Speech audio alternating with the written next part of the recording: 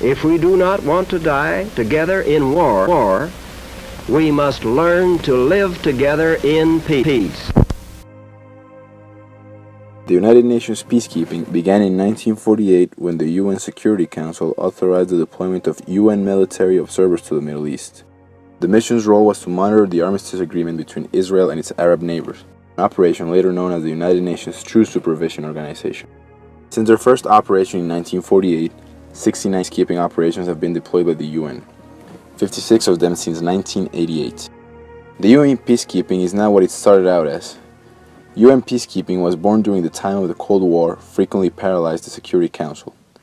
In the early years, peacekeeping was primarily limited to maintaining ceasefires and stabilizing situations on the ground, providing crucial support for political efforts to resolve conflict by peaceful means.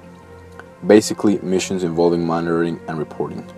Later, after the Cold War, the UN shifted and expanded its field operations from traditional missions to complex multidimensional enterprises designed to ensure the implementation of comprehensive peace agreements and assist in laying the foundations for sustainable peace. During 1989 to 1994, the Security Council authorized the increase of peacekeepers from 11,000 to 75,000 due to the increase of operations. Nowadays, UN peacekeeping has a little more than 110,000 military, police, and civilian staff that currently serve in 15 peacekeeping missions, constantly decreasing in both personnel and peacekeeping missions as a result of peaceful transitions and the rebuilding of functioning state. The peacekeeping regime has proven to be the most effective tool to the UN to help countries transition from conflict to peace. The UN peacekeeping provides security and the political and peace-building support to help countries make the difficult early transition from conflict to peace. The United Nations headquarters are in New York City, which is a globalized city and the most important hub for international affairs from politics to economics.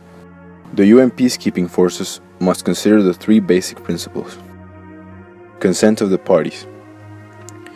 UN peacekeeping operations are deployed with the consent of the main parties to the conflict. This requires a commitment by the parties to a political process. Their acceptance of a peacekeeping operation provides the UN with the necessary freedom of action, both political and physical, to carry out its mandated tasks. Impartiality. Impartiality is crucial to maintain cooperation of the parties, but it doesn't mean neutrality or inactivity. UN peacekeepers should be impartial in their dealings with the parties to the conflict, but not neutral in the execution of their mandate.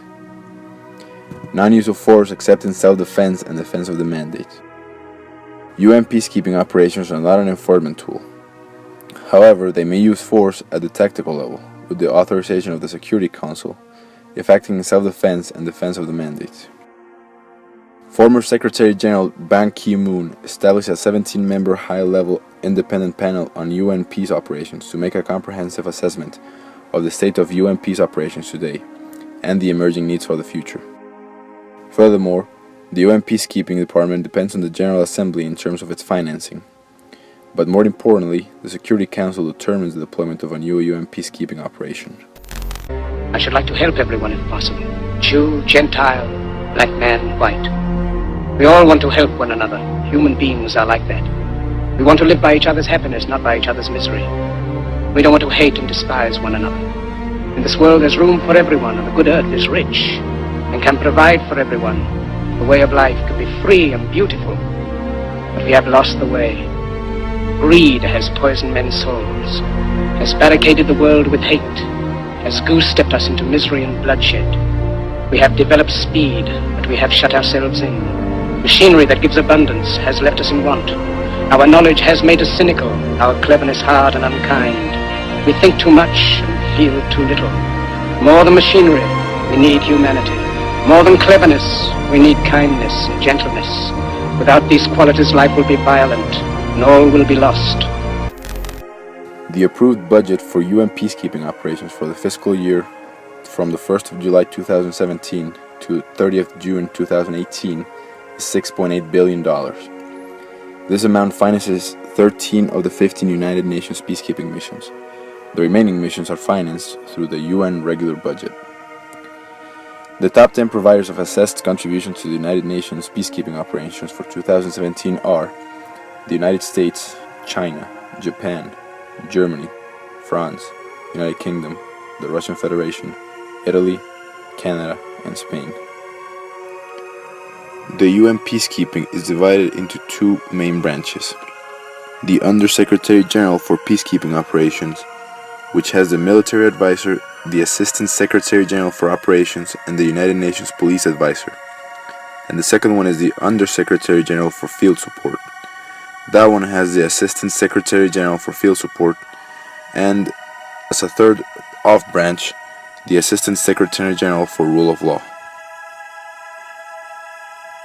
The UN peacekeepers have been present all over the world, with operations in places like Haiti, Western Sahara, Liberia, Congo, more recently South Sudan, Kosovo, Cyprus, and in the 90s they were very well known for their intervention in the Rwanda massacre.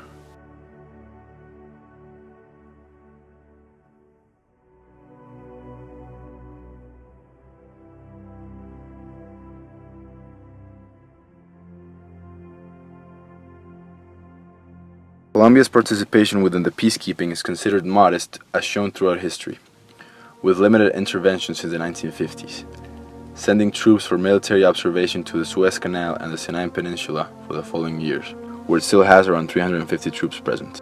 Colombia's internal conflict has shaped throughout the century the way it handles its domestic and foreign policies, focusing on multilateral aid and focus on the conflict against the FARC, all of which acted as a barrier to peace.